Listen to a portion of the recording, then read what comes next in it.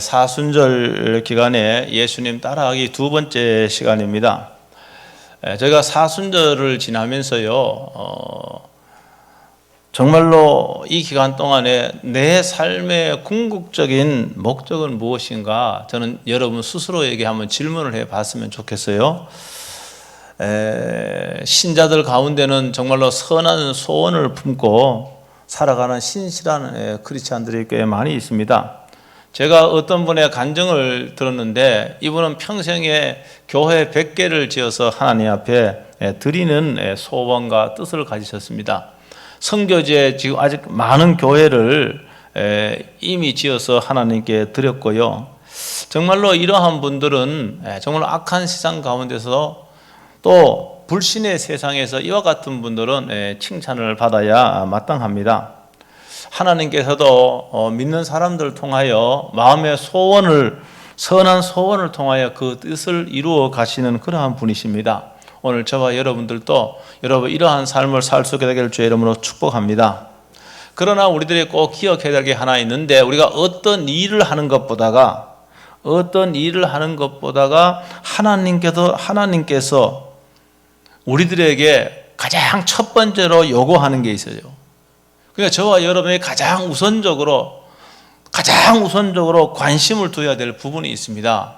그것은 바로 뭔가 하면 거룩함입니다. 이거는 성경 전체에서 말씀하고 있는 굉장히 중요한 내용입니다. 레위기 11장 45절에서도 하나님께서는 내가 거룩하니 너희도 거룩할지니라 이렇게 말씀하셨고요. 그리고 서신서에 수많은 서신서 지자들이 이 말씀을 인용을 하고 있습니다. 베드로 사도도 베드로전서 1장 16절에 내가 거룩하니 너희도 거룩할지니라 이렇게 인용을 하고 있습니다. 그러니까 하나님께서 우리들에게 가장 궁극적으로 원하시는 게 있다고 한다면은 그것은 바로 뭔가, 그것은 거룩함입니다. 하나님이 거룩한 것 같이 우리가 거룩해야 됩니다. 우리가 어떤 일을 함으로써 하나님을 기쁘게 해드렸다고 스스로 대견하게 생각을 합니다. 심지어는 어떤 분들은 하나님을 기쁘게 해드리려고 충성스럽게 하나님을 섬기는 분도 있습니다. 칭찬받아야 마땅합니다. 정말로 좋은 일입니다. 여러분, 그러나 하나님같이 거룩하게 되는 것보다 하나님을 더 기쁘게 해드리는 것이 없다는 것을 알아야 됩니다. 여러분이 잘 알고 있는 오스왈드 챔버스라고 하는 분이 있는데, 이 평신도입니다. 이분이요, 주님은 나의 최고봉이라는 그 명작이 있습니다. 저는 늘 하루에 한 가지 에세이를 쓴 건데요, 거기에 보면은 굉장히 아주 좋은 내용들이 굉장히 많이 있습니다. 저는 늘 책상 옆에 두고 그거를 이렇게 읽고 있는데, 거기 보면은 거기 거룩을 그는 어떻게 이야기했는가 하면 이렇게 말하고 있습니다. 한번 띄워주실래요? 다 같이 한번 읽어봅니다. 시작.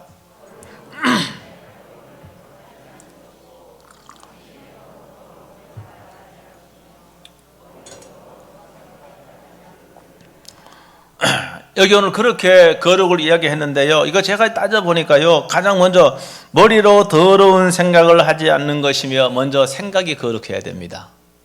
여러분의 생각 가운데 더러운 생각, 악한 생각 하지 말아야 됩니다.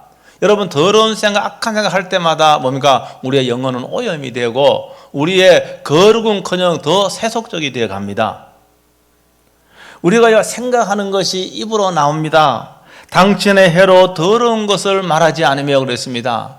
생각하는 것이 부지불식간에 입으로 툭 튀어나오는 겁니다. 그래서 우리가 말로서 더러운 말을 하고 음담패설을 하고 남을 정죄하고 남을 공격하고, 여러분 그런 말 하지 않아야 됩니다. 거룩한 사람은 그렇게 하지 않습니다. 동시에 뭡니까? 거룩한 삶을 살아야 되는데, 거룩은 당신의 발걸음을 더럽히지 않는 것이고, 이거는 거룩한 생활을 해야 된다 그 말. 거룩한 생활을 해야 됩니다. 여러분, 그러므로 거룩은요, 하나님께서 믿는 자들에게 주시는 거예요. 하나님께서 믿는 자들에게 이 거룩의 씨를 주시고, 줄 뿐만 아니라 하나님께서는 내게 주신 이 거룩을 나의 삶을 통하여, 나의 말을 통하여, 나의 생각을 통하여, 나의 삶을 통하여 드러내기를 원하신다는 거 믿으시길 주의 이름으로 축복합니다. 여러분 그러기 때문에 이 거룩을요, 모방하거나 내가 흉내낼 수가 없는 겁니다. 거룩은요 하나님의 성품, 예수님의 성품을 부여받은 거예요. 그러니까 부여받지 않는 사람이 흉내를 낸다고 한다면 그건 위선적인 겁니다. 위선입니다. 그렇죠? 그건 위선이죠. 아니 거룩의 모양도 없고 거룩의 그 DNA가 없는 사람이 거룩을 흉내내다가 보니까 이런 위선적인 그런 삶을 살 수밖에 없습니다. 이 거룩한 성품이 우리들의 영혼과 우리들의 삶을 통하여 나타나게 되는 것입니다. 그래서 예수님을 모방한다고 해서 예수님을 닮을 수 있는 게 아닙니다. 가장 첫 번째는 지난 시간에도 말씀을 드렸지만은 예수 그리스도 하나님의 거룩한 씨가 내게 부여되어야 됩니다. 그러므로 우리는 늘 하나님을 닮는 그런 생활을 해 나갈 수가 있습니다. 예수님 따라가기도요 하나님께로부터 거룩한 씨가 나의 영혼과 삶을 통하여 나타내는 모습입니다. 예수님 그 가운데 하나가 내용이 굉장히 많이 있어요. 그 가운데 하나가 저는 오늘 순종으로 잡은 거예요. 본문에서 보면은 예수님은 뭡니까? 하나님의 아들이면서도 뭡니까? 죽기까지 복종했다고 되어 있습니다. 하나님 아버지께 죽기까지 복종했다. 이거는 제가 쉬운 말로 하면 완벽한 순도 100%의 순종을 했다 그 말입니다. 완벽하게 하나님께 순종을 했습니다. 여러분 순종을 하려면요 전제가 뭡니까? 여러분 겸손하지 않으면 순종 못합니다. 그래서 빌립보 2장은 겸손을 이야기하는 거예요. 하늘의 모든 영광을 버리고 가장 낮은 인간의 모습으로 예수님이 이 땅에 오신 겁니다. 그것도 아주 가축의 그 외양간에서 가죽 모습으로 오신 거예요. 그러니까 이것은 스스로 자신을 완전히 뭡니까? 낮추신 겁니다. 겸손한 겁니다. 여러분 겸손한 사람이 여러분 순종하고 복종할 수 있는 거 아니겠습니까? 여러분 그래서 이 겸손과 순종은 깊은 관계가 있습니다. 여러분 겸손하지 않으면 순종할 수 없기 때문에 그렇습니다. 여러분 왜 순종하지 못하는가? 왜 순종하지 못합니까? 왜 하나님 말씀에 순종하지 못합니까? 하나님 말씀을 알면서 순종하지 못하고 하나님의 뜻을 알면서 순종하지 못하는 것은 뭡니까? 단 한 가지 이유를 들려고 한다면 그거는 겸손하지 않기 때문입니다. 교만하지 않기 때문이라는 것이죠. 여러분 교만은 우리들로 하여금 하나님과 하나님의 말씀에 순종하지 못하게 하고 여러분 순종해야 될 대상인 사람들에게도 순종하지 못하게 하는 원인입니다. 제가 이거는 자주 말씀을 드리는 부분 아닙니까? 요 사이는요, 아파트도 수십 층이 있더구만, 30층이 올라가고 그렇게 있더구만 보니까요. 여러분, 건물을 높이 올라가려면 다 콘크리트로 짓는 거 아니겠습니까? 여러분, 하중을 얼마나 많이 받습니까? 여러분, 그래 높이 올라간 그런 건물일수록 여러분, 이 하중이, 이 건물의 무게를 견디려고 한다면 어떻게 하면 기초를 깊이 넣어야 됩니다. 그렇죠? 땅속 깊숙이요 기초를 넣어야만이 그 건물의 하중을 견딜 수가 있습니다. 여러분 그런데 그 기초, 이 멋있고 아름다운 그런 건축물을 여러분 유지하고 무너지지 않게 하는 것은 기초가 튼튼해야 됩니다. 그렇지 않습니까? 그렇죠? 그런데 그 기초는 눈에 보이지 않아요. 눈에 보이지 않습니다. 마찬가지로 모든 건물에 기초가 있는 것처럼 여러분 모든 사람에게, 오늘 우리 모든 사람에게 이 교만이라고 하는 병이 다 자리 잡고 있습니다. 이거는 저한테도 있고 여러분에게도 있는 겁니다. 어떤 사람에게는 여러분 교만하지 않는 척 하면서도 교만한 사람이 있고 교만하게 보이는 교만한 사람이 있는 거예요. 이거는 공통적으로 다 이 교만이라고 하는 병을 우리는 안고 우리는 태어난 겁니다. 예수님은요, 여러분 겸손하셨기 때문에 하나님께 복종할 수가 있었습니다. 여러분 교만은요, 자신과 자신의 생각을 최우선적으로 생각합니다. 심지어는 어떤 사람보다 내 생각이 옳다라 그러고 내가 더 우월하다고 그렇게 생각을 합니다. 자신의 생각이 옳고 자신이 우월하기 때문에 여러분 다른 사람에게도 순종하지 못합니다. 순종해야 될 대상에도 순종하지 못하는 것이고, 자신이 옳으니까, 자신이 우월하니까 순종해야 될 대상에 순종하지 못하는 겁니다. 여러분 순종해야 될 하나님의 말씀에도 자기가 잘났으니까, 많이 아니까 순종하지 못하는 겁니다. 교만한 사람은 다른 사람의 생각과 요구를 따르는 것을 허용하지 않습니다. 여러분, 그러므로 이 교만이라는 이 성품은 여러분 불순종의 가장 근본적인 원인이 바로 교만인 겁니다. 예수님의 순종은 고난의 길을 가는 거였잖아요. 십자가의 길을 가는 거였잖아요. 여러분, 예수님이 십자가의 길은요 정말로 고난의 길입니다. 예루살렘에 가보니까 거기 예수님의 십자가 있더라고 보니까요. 제가 그 십자가 한번 어깨에 접었는데 그거는 가벼워요. 누구나 질 수가 있는 겁니다. 실제로 예수님의 십자가는요 나무로 된 80kg 내지 100kg 되는 무거운 십자가입니다. 쌀 20kg만 들려고 해서 쌀 40kg만 들려고 해도 힘들더라고요. 그걸 어깨에 메고 이 골고다 언덕을 오르는 것은 엄청나게 힘든 일이었습니다. 그리고 제대로 가지 못하면 어떻게 합니까? 군병들이 채찍으로 하면 내리칩니다. 그러면 살점이 뜯겨나가고요. 혈관이 터지고요. 여러분, 이런 고난의 길을 가신 겁니다. 여러분, 십자가에 매달린 것도요 큰 덴못으로 손과 발목을 쾅쾅 내리쳤습니다. 고난입니다. 여러분, 뿐만이 아니라요 사람들이 얼마나 조롱하고 모욕을 합니까? 여러분, 십자가에 처형되는 것은 범죄인이기 때문에요 지나가면 다 모욕하고 조롱하고 합니다. 침을 뱉습니다. 예수님은 그런 고난과 모욕을 예수님 고난과 모욕을 받으면서도 여러분 그 길을 가신 겁니다.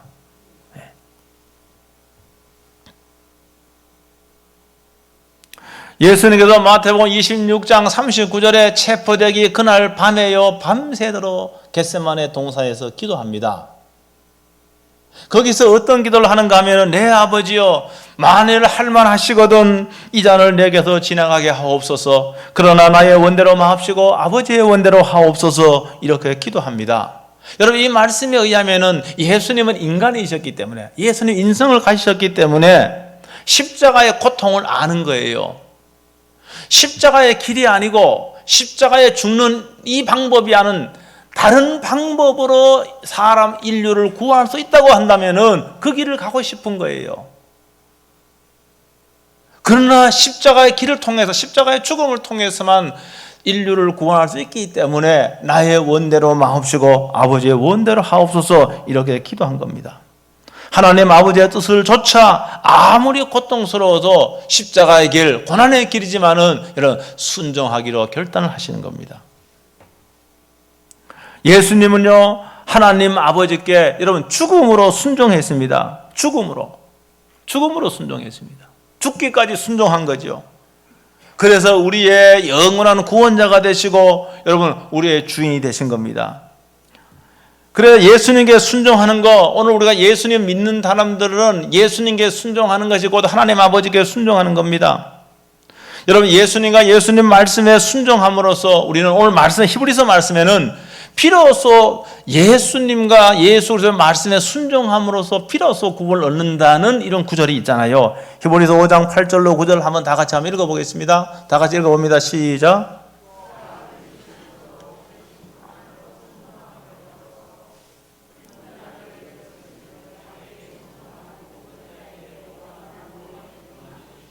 아멘. 자기에게 순종하는 모든 자에게 영원한 구원의 근원이 되시고 자기에게 순종하는 모든 자에게 예수님 말씀이에요. 자기에게 순종하는 모든 자에게 구원의 근원이 되시고 예수님은 하나님 아버지께 순종했습니다. 우리들은 예수님과 예수님 말씀에 순종함으로써 구원 얻는다 그 말 아닙니까? 이 말이.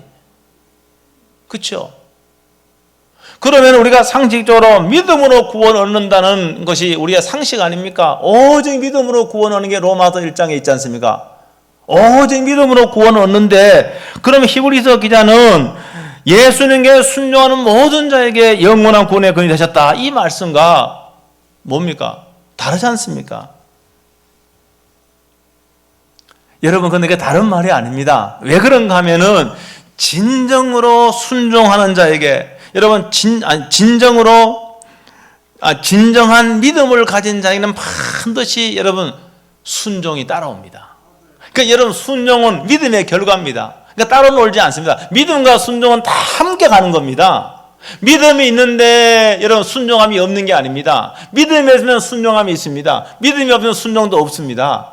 그러니까 믿음으로 구원받는다는 이 말과 그 다음에 순종하는 모든 영원한 구원이 된다는 말은 사실 같은 말입니다. 믿음이 있는 사람은 반드시 순종이라는 열매를 맺게 됩니다.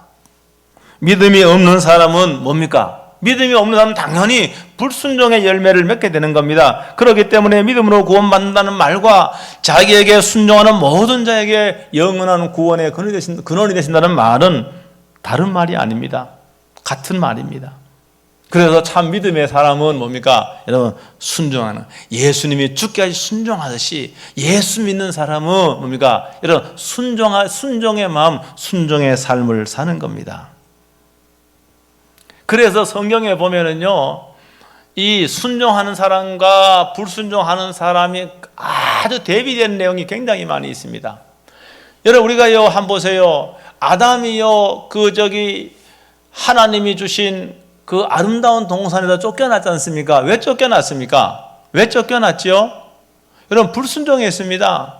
하나님께서 선악을 알게 하는 열매 따먹지 말라 그랬습니다. 모든 열매는 따먹되 선악을 알게 하는 나무 열매 따먹지 말라 그랬습니다. 근데 그거 따먹었습니다. 불순종했습니다. 왜 불순종했습니까? 여러분, 교만하기 때문에 불순종한 거예요. 아니, 하나님의 생각이 틀릴 수도 있고 내 생각이 옳을 수 있다라고 생각한 겁니다. 그래서 불순종해서 뭡니까? 그 아름다운 동산에서 쫓겨난 거 아닙니까? 그래서 오늘날 우리들이 이 세상에서 고난을 당하고 슬픔을 당하고 고통을 당하는 거 아니겠습니까? 여러분, 또 성경에 보면 누가 있습니까? 성경에 누가 있습니까? 성경에 보면은 여러분, 이스라엘의 첫 번째 왕 사울 왕이 있습니다. 사울 왕은요, 처음엔 정말로 겸손한 사람이었습니다. 여러분, 그런데 그에게 왕이 되자, 왕권이 주어지자 그는 교만하기 시작합니다. 여러분, 그래서 하나님의 법에는요, 하나님께 제사를 드릴 적에는 그 당시에는 아무나 드릴 수가 없었습니다. 제사장을 통하여 제사를 드리도록 그렇게 정해놓은 하나님의 법입니다. 사울왕은 이걸 너무나 잘 알고 있었습니다. 근데 상황이 급하다는 핑계로, 그 다음에 제사장이 더뎌온다는 핑계로 자신이 왕권을 이용해서 자신이 제사를 하나님께 드리지 않습니까? 제사를 드리죠. 여러분, 제사를 드렸지만은 그건 잘못된 제사였습니다. 그래서 하나님께서 사무엘을 통하여 엄하게 책명하지 않습니까? 뭐라고 책명합니까? 사무엘상 15장 22절에 순종이 제사보다 낫다.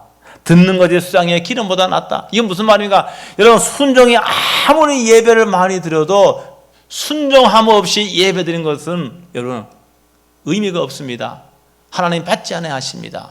여러분, 그러므로 저와 여러분들이 하나님의 뜻을 알고도 여러분 하나님께 불순종하면서 예배드리는 예배는 하나님이 받지 않으신 거예요. 그러므로 반드시 우리는 하나님께 순종하는 저와 여러분 되시길 주의 이름으로 축복합니다.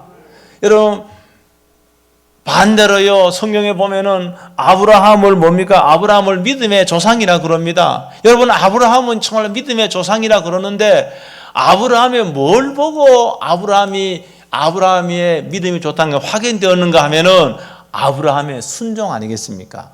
하나님께서는요, 이삭을 제물로 바치라고 아브라함에게 명령하는 겁니다. 여러분, 이삭은 100세에 얻은 아들이었습니다. 하나님의 약속이 살아있습니다. 이 이삭을 통하여 여러분 수많은 민족을 이루겠다고 하나님이 약속했습니다.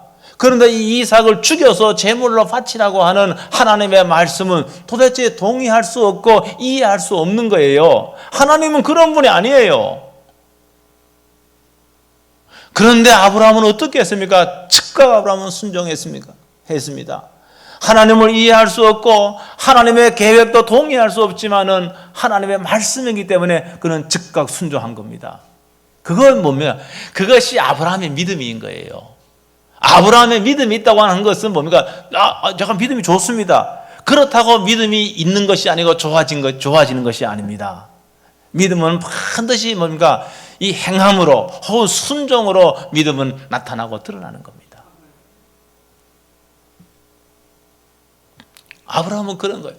아브라함이 또 어떻게 했습니까? 아브라함의 본토 진짜 아비집을 떠나라고 말하지 않습니까? 하란이라는 곳은요, 살기 좋은 곳입니다. 안전한 곳입니다. 창세기 12장에 보면은 여러분, 안전한 곳, 그 다음에 또 살기 좋은 곳을 하나님은 버리라고 하는 겁니다. 하나님 이해가 됩니까?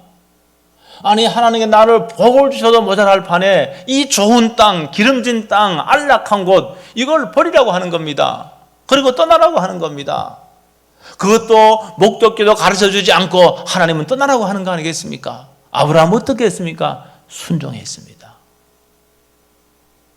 그러므로 하나님께서 여러분 아브라함에게 복을 주신 겁니다. 그러니까 이 믿음과 순종은 늘 같이 가는 겁니다. 따로 동떨어진 것이 아닙니다. 믿음이 있는 사람은 순종하는 사람이고 순종하는 사람은 믿음이 있는 사람입니다. 그런데요, 성도들 가운데는 제가요, 예수님께, 하나님께는 순종을 좀 할 수 있겠습니다. 그러나, 사람에게 어떻게 순종을 합니까? 그런 분도 있어요. 그 사람이 나나 똑같은 사람인데, 어떻게 내가 사람에게 복종하고 순종할 수 있겠습니까? 그런데 하나님께서는요, 이 사회를 유지할 수 있도록 하나님의 법을 정해놨습니다. 가정에서는 가정의 법이 있고요, 여러분 교회에서는 교회의 법이 있고요, 사회에서는 사회의 법이 있습니다. 그래서 이 사회를 하나님께서는 그 균형 있게 이 사회가 계속해서 발전될 수 있도록 하나님의 법을 정해 놓았습니다. 그래서 그게 바로 뭔가 가정에서는 부모에게 순종하도록 그렇게 말씀하고 있잖아요. 그렇죠? 그 다음에요, 국가의 시민으로서는 권력자들에게 순종하도록 그렇게 말하고 있습니다.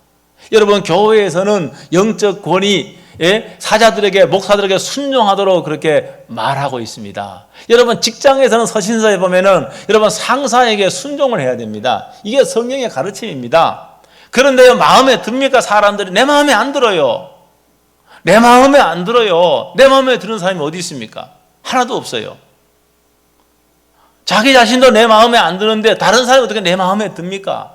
지금 내 마음에 든다고 해도 그게 영원토록 가는 게 아닙니다. 언젠가는 오히려 그 사람이 과거에 내 마음에 들었는데 가장 내 마음에 안 든 그런 사람으로 바뀌어질 수 있는 겁니다.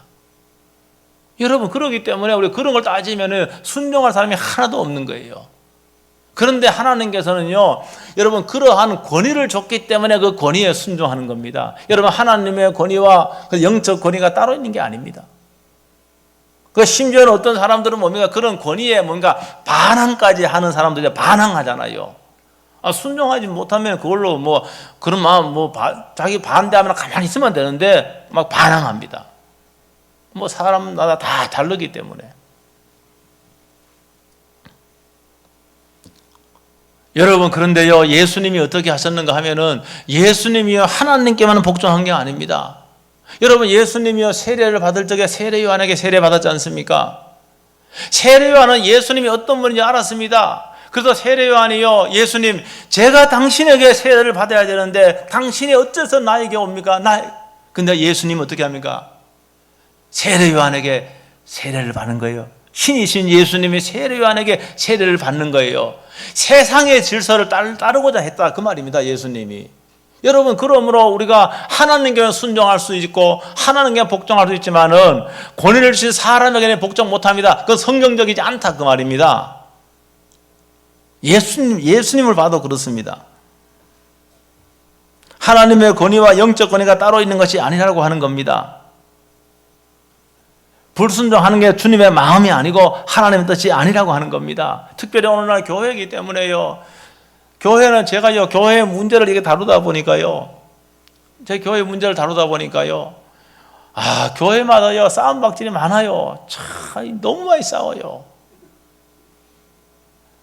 서로가 같은 예배당에 앉아서, 서로 말이면 기도하면서 서로를 향해 사단이라 그러고요. 도대체, 하나님도 참 복잡할 것 같아요.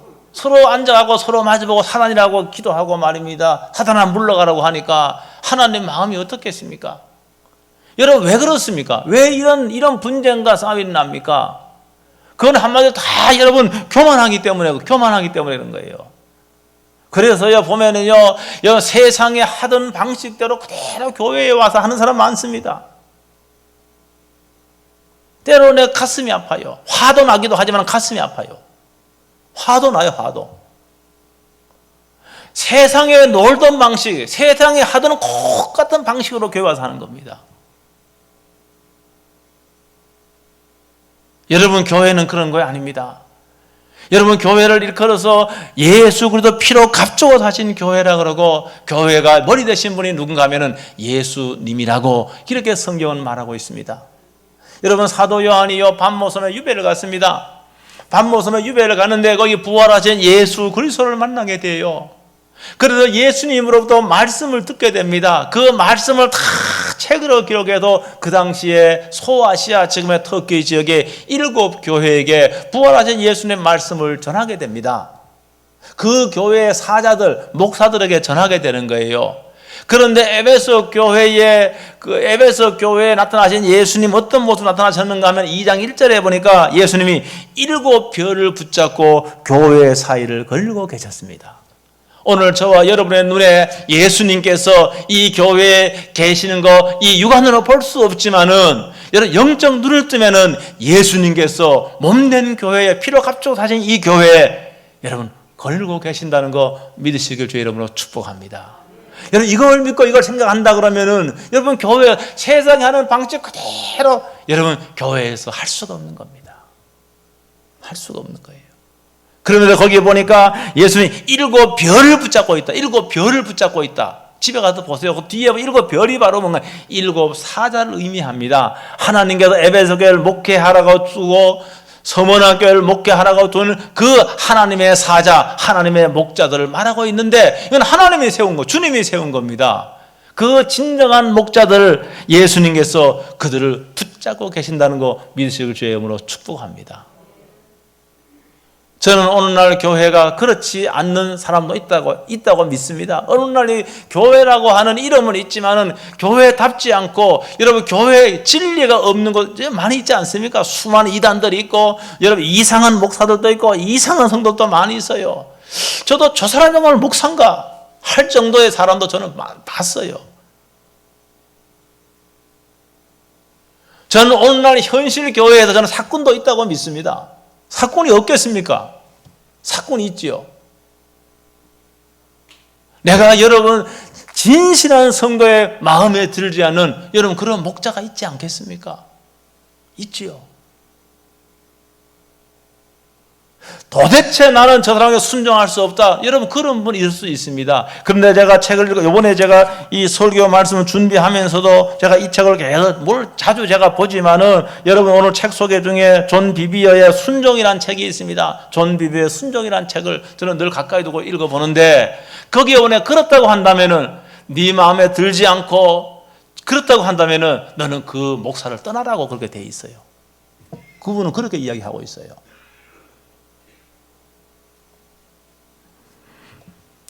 그렇지 않다고 한다면은 저와 여러분들은 예수님께서 여러분 하나님께 죽기까지 순종하는 예수님의 그 마음, 그 예수님의 마음을 우리는 우리의 마음속에 담아져 있어야 됩니다.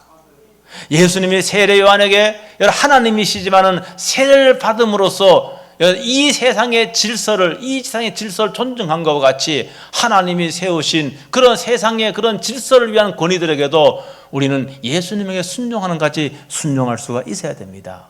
여러분 그랬을 적에 뭡니까? 그랬을 적에 우리의 믿음이 완성이 되어 가는 겁니다. 오늘 말씀을 마치겠습니다. 사랑하는 성도 여러분, 예수님의 마음을 품고 하나님의 뜻에 순종하는 여러분 되시길 주의 이름으로 축복합니다. 여러분 예수님의 마음을 품고 여러분 순종해야 될 그런 권위를 주신 그러한 사람들에게서 여러분 순종하는 여러분 되시길 주의 이름으로 축복합니다. 하나님 아버지 은혜를 진실로 감사합니다. 예수님의